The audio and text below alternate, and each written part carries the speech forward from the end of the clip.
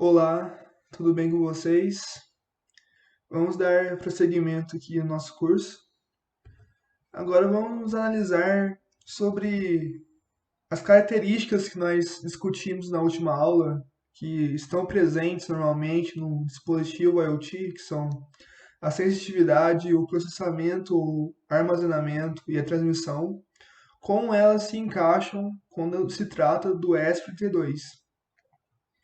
Aqui eu trouxe de volta a tabela que eu já apresentei em algumas aulas anteriores, com todas as características principais que existem na ESP32, e agora vamos analisá-la com respeito a essas três principais características que existem num dispositivo IoT. Vamos começar novamente pela questão da sensitividade. O que precisa ter um microcontrolador, uma placa de desenvolvimento em relação à sensitividade, para que ela se encaixe como um dispositivo IoT? Bom, primeiramente, né, o mais importante é a interface que tem que ter com os sensores do mundo externo. E como funcionaria, né, essa interface? Primeiramente, a comunicação que tem que haver entre o sensor, os dados do sensor com a ESP32 é feita através dos protocolos de comunicação.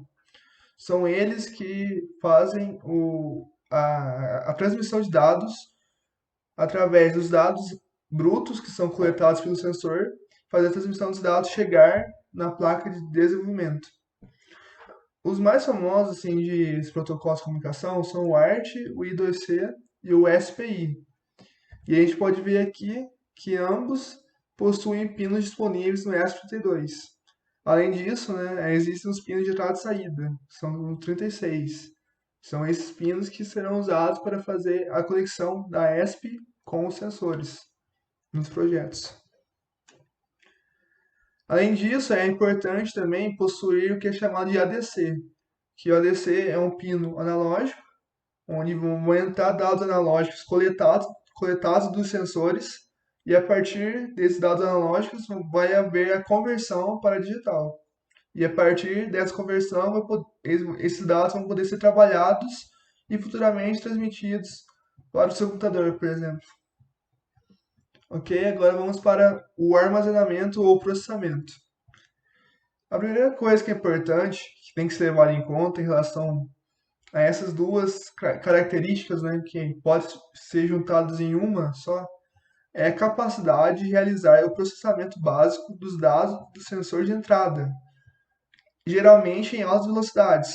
E também é importante ter uma memória suficiente para armazenar todos esses dados que estão chegando. Nós vamos ver aqui o que a ESP32 tem, né, em relação a isso.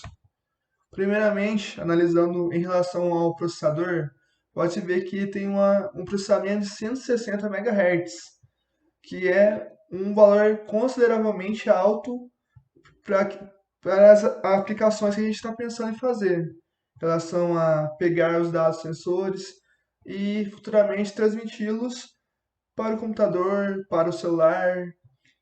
Então, 160 MHz é um valor consideravelmente bem alto.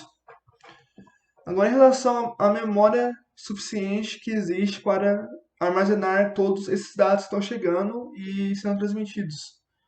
A gente pode ver que tem 512 KB de memória RAM e 4 megabytes de memória flash, que, como eu disse, a memória flash é uma memória permanente e a RAM ela é volátil. Quando desliga a placa, ela é perdida.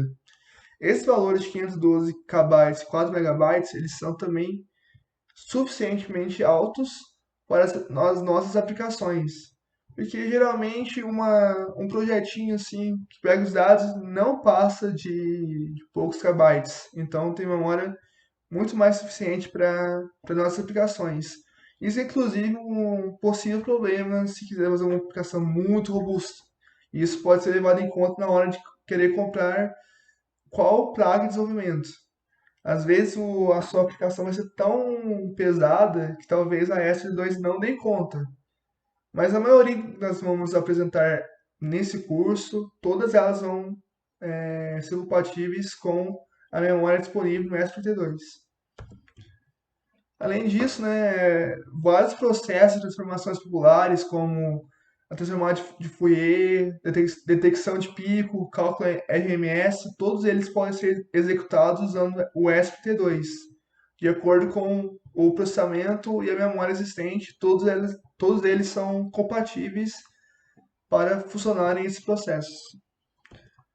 E para finalizar, né, em relação à transmissão, um grande trunfo que a ESP32 tem em relação às outras placas de desenvolvimento na mesma faixa de preço, como o Arduino, é que a ESP32 tem integrações tanto com Wi-Fi quanto com Bluetooth na mesma placa. Ou seja, não precisa comprar outros módulos para fazer esse tipo de comunicação. Já vem todo embutido. Além disso, né, pode usar o Wi-Fi tanto como ponto de acesso como no modo de estação. E também há o suporte para outros protocolos, como TCP, o IP, HTTP, o MQTT, que são o HTTP, que é um protocolo de web, né? Então pode rodar até o servidor web utilizando apenas o ESP32. Além disso, né, tem outros protocolos que também tradicionais, que também oferece suporte a HTTPS, que é outro protocolo de web, e todos também com serviço disponível de criptografia. Então, outro ponto que é importante da ESP32 que ela disponibiliza é a segurança nessa transmissão de dados. Além disso, também há a possibilidade da permissão de interfaces como LT, GSM e o LoRa, que são outros protocolos bem populares de transmissão de dados. E agora, né, pensando agora sobre tudo isso que a gente já discutiu, a ESP32 consegue fazer tudo isso com um preço razoavelmente baixo, apenas R$ 40. Tem outras placas no mercado que custam mais ou menos nessa mesma faixa de preço, mas que não conseguem oferecer a mesma produtividade que a ESP32 oferece.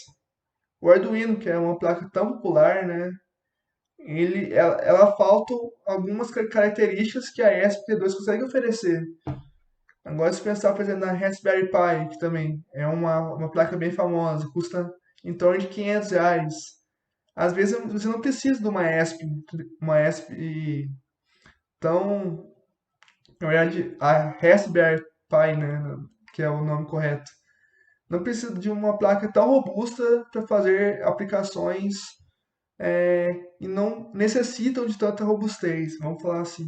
Você consegue aplicá-las usando uma placa de desenvolvimento mais simples, que no caso, uma das mais indicadas é a ESP32. Além disso, é uma placa relativamente pequena, tem uma dimensão de 25 por 18 milímetros. Então, ela cabe certinho no protoboard, ela deixa bastante espaço para usar, por exemplo, para colocar os sensores, para colocar outros componentes eletrônicos. Então, são todos esses fatores que contribuem para que a ESP32 tenha se tornado tão popular nos dias de hoje e que a gente vai entrar mais profundamente no seu funcionamento nas próximas aulas, inclusive inclusive agora já usando a IDE do Arduino. Então a gente já vai aprender pelo menos a base de como usá-la para programar a nossa placa ESP32. Certo? Até a próxima. Muito obrigado.